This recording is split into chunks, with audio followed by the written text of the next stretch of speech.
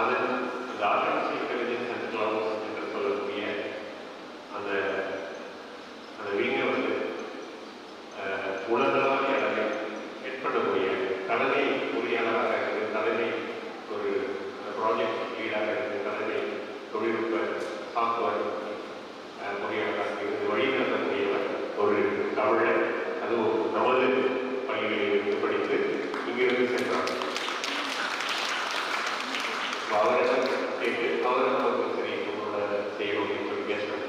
அப்போ இது எதிலிருந்து உருவாகுதுன்னா நமது கல்வி நமது கல்விக்கூடங்கள் நமது பள்ளிகள் நமது மாணவர்களுக்கு கொடுக்கக்கூடிய அறிவியல் சார்ந்த புரிதல்கள் அறிவியல் கல்வியை ஊக்குவிப்பதில் இருக்கக்கூடிய முக்கியத்துவத்தை உணர்ந்து கொண்டதால் அது காலப்போக்கில் நமது மாணவர்களுடைய மனத்தில் பதிந்ததால் அவர்கள் தொடர்ந்து அதை படித்து ஸோ நாம் எல்லோரும் ஒரே நேரத்தில் தான் இந்தியாவினுடைய சுதந்திரம் அடைவதற்கு பிறகு எல்லா மாநிலங்களும் ஒரே நேரத்தில் தான் தொடங்கின.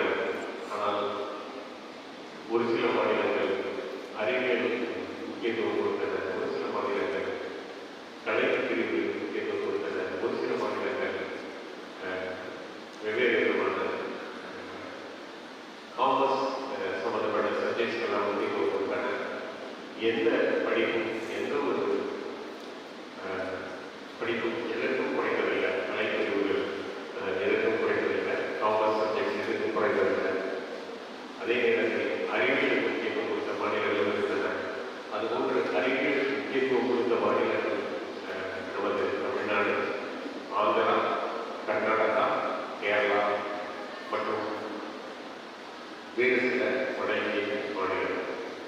அறிவியலுடைய முக்கியத்துவத்தை கொடுத்த மாநிலங்கள் என்பதால் இப்பொழுது தொழில்நுட்ப வளர்ச்சி அனைத்தையும் இந்த மாநிலங்கள் தான் அனைத்து தொழில்நுட்ப நிறுவனங்களும் இங்கு ஏற்படுத்தி எல்லா தொழில்நுட்பங்களும் இருப்பதே இந்த 3-4 மாநிலங்களில் தான் இருக்கும்.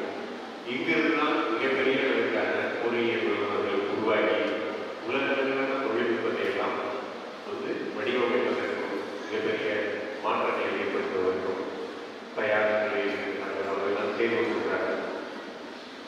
அப்படி